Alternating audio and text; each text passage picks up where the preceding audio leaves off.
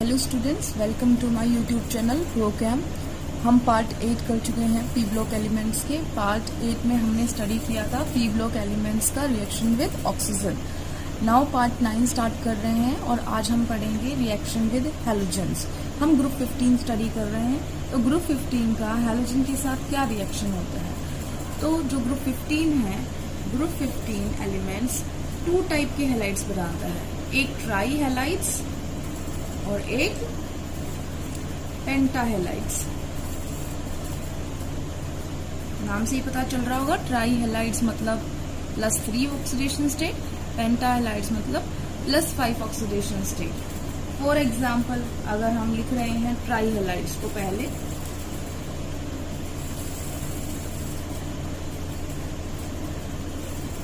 नाम से पता चल रहा है ट्राई मीन्स 3, हेलाइड्स मतलब हैलोजन। तो जो हमारी एलिमेंट होगा उसके साथ 3 हैलोजन लगे होंगे।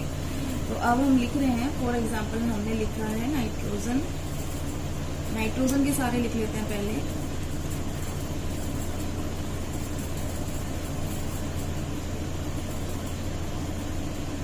ये हमने नाइट्रोजन के ट्राई हैलाइड्स लिखे हैं, NF3, NCl3, NBr3 and NI3। अगर हम स्ट्रक्चर की बात करें तो सबकी स्ट्रक्चर आपको पता है, इनकी सबकी स्ट्रक्चर आप किसी की भी निकाल लीजिए, किसी एक की।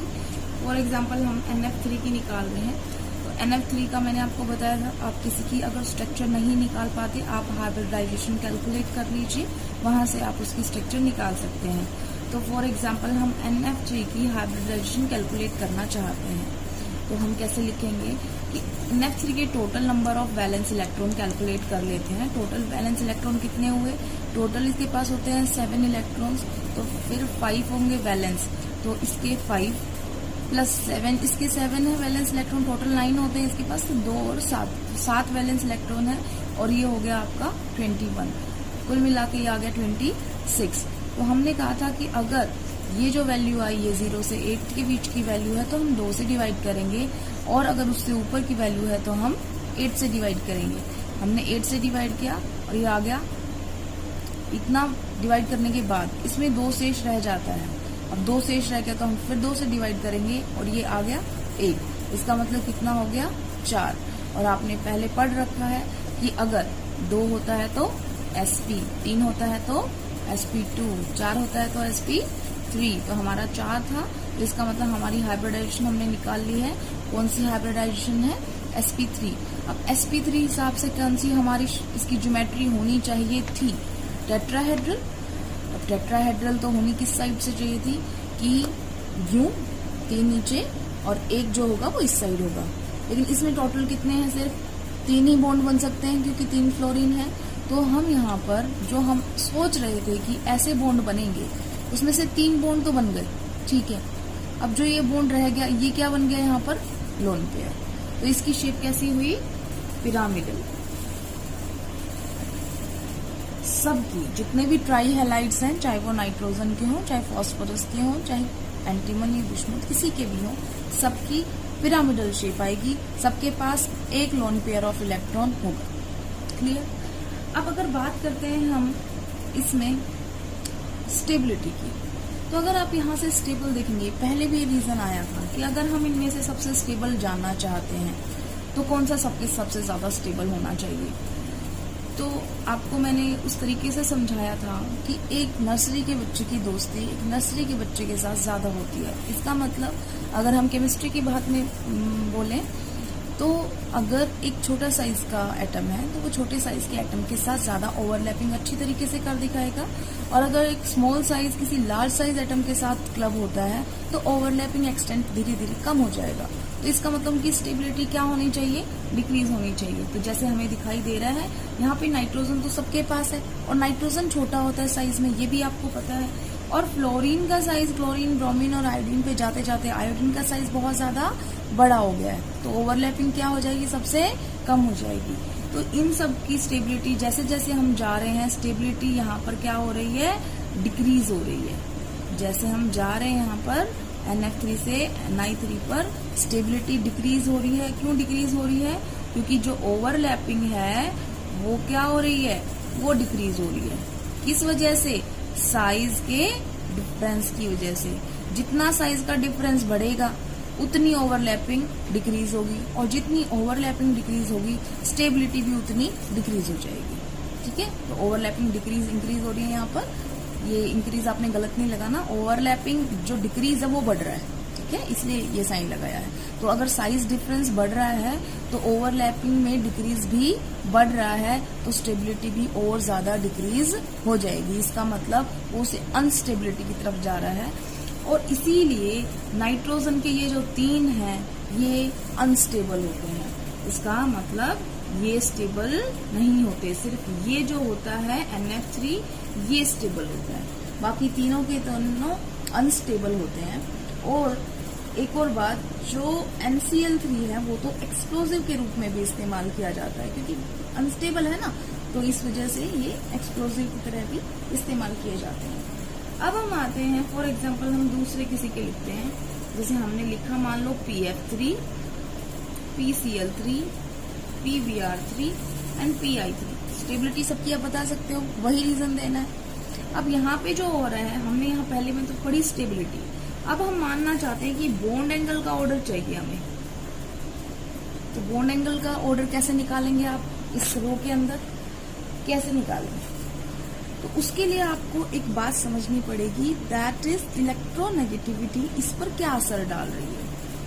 ठीक है, अब यहाँ पे हम जा रहे हैं तो देखो फॉस्फोरस तो सेम ही है, चेंज क्या हो रहा है, हैलोजन चेंज हो रहा है। हैलोजन जैसे जैसे हम फ्लोरीन से आयरन की साइड जा रहे हैं, इलेक्ट्रोनेगेटिविटी क्या हो रही है, इंक्रीज हो रही है। अब इलेक्ट्रोनेगेटिविटी हैलोजन की इंक्रीज होगी, तो फॉर एग्जाम्पल जैसे मान लो हम बना लेते हैं यहाँ पर एक, और ये हम बनाते हैं I का। अब इन दोनों में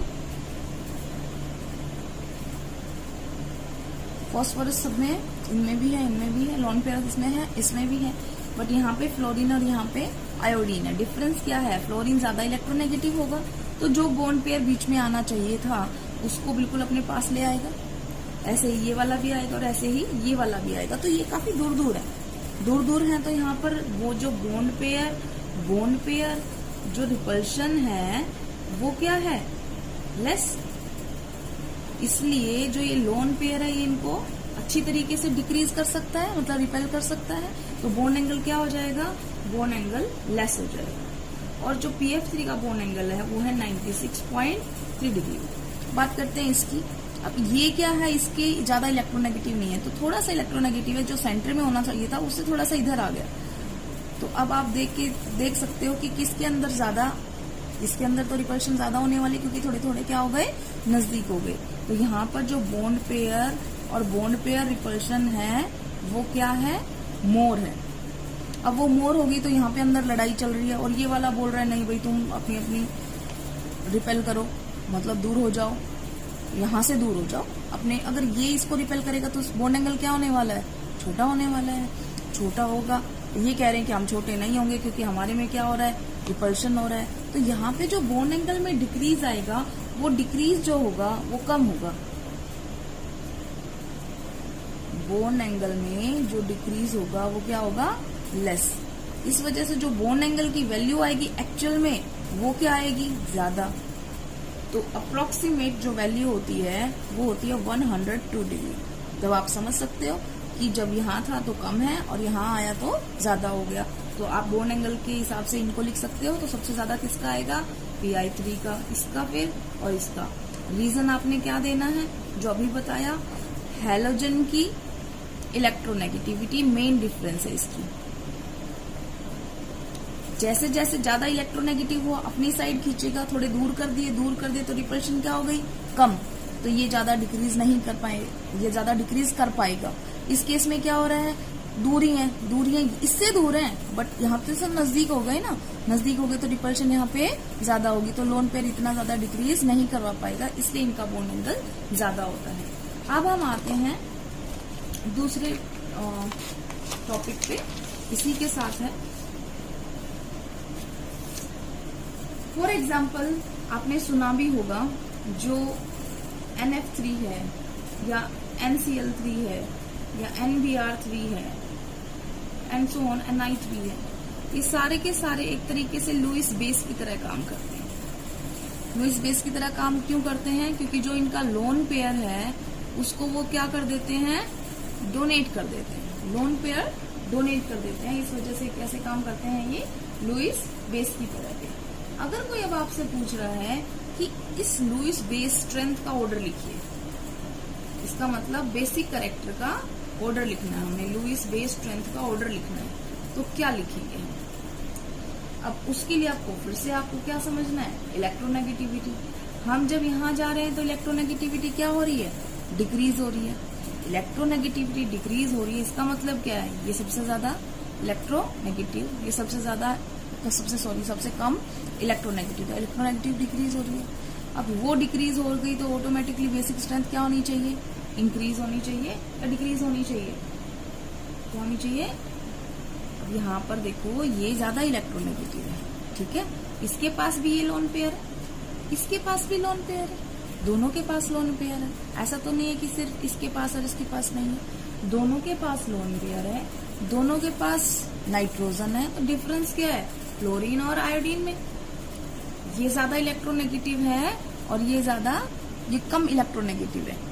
तो अब आप मुझे एक बात बताओ, अगर मान लो हमारे पास 4 फैमिलीज हैं और 4 फैमिलीज में सबके पास इनकम सेम आ रही है, इसके पास भी है, इसके पास भी है, ठीक है, सबके पास इनकम सेम आ रही है, लेकिन एक में बहुत ज्यादा 3 खर्चीले लोग हैं, बहुत ज्यादा पैसा खींचते हैं, मतलब जो कमाता है उसके सैलरी बहुत ज्यादा खींचते हैं। फॉर एग्जाम्पल हम 10,000 सैलरी मान लेते हैं, 10,000 सैलरी मान लेते हैं, सबको मिलती है इतनी। इस वाले के इलेक्ट्रॉन बहुत ज्यादा खींचते हैं, ये वाला सबसे ज्यादा इलेक्ट्रॉन कम खींचेगा। क्यों? क्योंकि इसकी इलेक्ट्रोनेगेटिविटी ज्यादा नहीं है, खर्चे वाले लोग कम है यहाँ पर। अब मुझे सोच के बताओ, कौन हमारे पैसे हमें मतलब दे सकता है? कोई उधारी मांगने जाएंगे हम उनके पास, तो कौन दे सकता है हमें? कौन दे सकता है? NF3 दे सकता है या Ni3 दे सकता है? कौन दे सकता है? ये दे सकता है, क्योंकि इसमें खर्चीले लोग कम है, पैसा बचा हुआ होगा इनके घर में, इस वजह से ये क्या हो गया, ये ज्यादा अच्छा लुईस बेस हुआ एज कंपेरिजन टू NF3 के। रीजन समझ में आया? क्या कह रहे हैं हम? इलेक्ट्रोनेगेटिविटी जब हम टॉप से बॉटम जा रहे हैं तो इलेक्ट्रोनेगेटिविटी क्या हो रही है, डिक्रीज हो रही है। अब जैसे जैसे इलेक्ट्रोनेगेटिविटी डिक्रीज हो गई, एक तरीके से जो उसके इलेक्ट्रॉन है वो उसके पास है, इधर इस वाले की तो ये थोड़ा सा फील कर रहा है ना, इस साइड पुल फोर्स, फ्लोरीन की साइड फील कर रहा है फोर्स को, तो इलेक्ट्रोनेगेटिविटी डिक्रीज होने से ये वाले की लुईस बेस कैरेक्टर क्या हो जाएगा, इंक्रीज हो जाएगा, ठीक है। अब हम आते हैं, क्या फिर PF3 भी लुईस बेस है? अब क्वेश्चन ये आता है, क्या PF3 लुईस बेस है? तो ज्यादातर आपने सुना होगा, हम N की बात करते हैं लुईस बेस के लिए, हम इनके लिए क्या लुईस बेस यूज नहीं करते हैं, हम क्या यूज करते हैं, लुईस एसिड। अब बात ये आ गई कि सेम उसी ग्रुप के मेंबर हैं, तो इनके लिए लुईस एसिड इस्तेमाल क्यों हो रहा है? उसका एक रीजन है। क्या रीजन है? कि जो ये लुईस एसिड मतलब तो होता क्या है लुईस एसिड? लुईस एसिड होता है जो इलेक्ट्रॉन क्या करेगा, एक्सेप्ट करेगा। अब इनके पास क्या है, वैकेंट d ऑर्बिटल, जो किसके पास नहीं थे, नाइट्रोजन के पास नहीं थे, उसके पास तो कोई ऑप्शन ही नहीं है एक बेस बनने के सिवा, लेकिन इसके पास तो ऑप्शन है, और ऑप्शन है जब लेने का मामला है तो लेना आसान है, तो ले लिया उसने, ले लिया तो वो क्या करेगा, इलेक्ट्रॉन एक्सेप्ट करेगा, तो क्या बन जाएगा वो, लुईस एसिड। इसका मतलब ज्यादातर जो होते हैं वो लुईस एसिड होते हैं, इसके अंदर सिर्फ नाइट्रोजन वाले हैलाइड्स को छोड़कर। तो अगर हम इसके भी लुईस एसिड स्ट्रेंथ का ऑर्डर लिखना चाहें तो जितने रेस्ट मेंबर हैं वो सारे क्या होते हैं, लुईस एसिड, उसका ऑर्डर लिखना चाह रहे हैं हम स्ट्रेंथ का। तो अगर फॉर एग्जांपल मान लो मैं फॉस्फोरस, आर्सेनिक, एंटीमनी, आपको ये कंपाउंड दिए 3, अब इनमें से बताना है किसका ज्यादा लुईस कैरेक्टर होगा। तो अब लुईस एसिड कौन है, इलेक्ट्रॉन एक्सेप्टर। अब आप बताओ मुझे कि इलेक्ट्रॉन एक्सेप्ट कौन करेगा, गरीब आदमी करेगा या अमीर आदमी करेगा? मतलब पैसे कौन लेने वाला है, पैसे उधारी किसको चाहिए, गरीब आदमी को। तो इनमें से आपको सबसे गरीब कौन दिखाई दे रहा है, सबसे गरीब कौन दिखाई दे रहा है, फॉस्फोरस, आर्सेनिक या एंटीमनी। इलेक्ट्रोनेगेटिविटी ज्यादा पुल, ज्यादा खर्चा, तो इसका मतलब क्या हो गया, PCl3। सबसे ज्यादा इसकी क्या है, इलेक्ट्रोनेगेटिविटी बहुत हाई है पूरे ग्रुप में, तो इसकी लुईस एसिड करेक्टर सबसे हाई होगा। इसका इलेक्ट्रोनेगेटिविटी कम है एंटीमनी की, तो ऑटोमेटिकली इसका लुईस एसिड करेक्टर कम होगा। अब इसी में दूसरा कर लेते हैं, अगर फास्फोरस के सारे ले लें हम, मान लो हमने PF3 भी ले लिया, PCl3 भी ले लिया, Br3 भी ले लिया और Pi3 भी ले लिया, और अब कोई आपसे पूछे बताओ इसका करेक्टर, तो अब आप वही वाला है जो सेम रीजन यहाँ पर लगा था, रीजन वही है, बस थोड़ा सा घुमा कर है। अब ये फास्फोरस है, इसके पास भी डोनर है, इसके पास भी लोन पेयर है, इसके पास भी लोन पेयर है, और ये कैसे बन रहे हैं, लुईस एसिड की तरह बिहेव कर रहे हैं। एक्सेप्ट करना है इनको, तो अब वही वाली बात है, एक्सेप्ट करने के लिए आपके पास कमी सबसे ज्यादा किसके पास दिखाई दे रही है, इसके पास दिखाई दे रही है सबसे ज्यादा, इसके पास दिखाई दे रही है, मुझे तो इसके पास दिखाई दे रही है। क्यों, 3 खर्चे वाले आदमी साथ में है ना, फिर से वही, ज्यादा इलेक्ट्रोनेगेटिव एलिमेंट, ज्यादा खर्चा तो ज्यादा कमी हो गई पैसे की, तो ये एक्सेप्ट करेगा, ये एक्सेप्ट करेगा, तो सबसे अच्छा PF3 एक लुईस एसिड है, और उसके बाद जो उनका करेक्टर है वो डिक्रीज होता जाएगा। तो इन दोनों के लिए सेम ही डिफरेंस है कि इलेक्ट्रोनेगेटिविटी जब बढ़ेगी तो ऑटोमेटिकली उसका लुईस एसिड करेक्टर भी बढ़ेगा। ठीक है, तो इलेक्ट्रोनेगेटिविटी, यहाँ पे भी इलेक्ट्रोनेगेटिविटी यहाँ इसकी बढ़ी थी तो लुईस एसिड करेक्टर इसका ज्यादा था, यहाँ पर भी इलेक्ट्रोनेगेटिविटी ज्यादा है तो लुईस एसिड करेक्टर इसका ज्यादा, तो आपने जस्ट डायरेक्टली प्रोपोर्शनल कर दिया उसके, जैसे जैसे इलेक्ट्रोनेगेटिविटी बढ़ाओगे वैसे वैसे लुईस एसिड करेक्टर भी बढ़ता जाएगा। Thank you.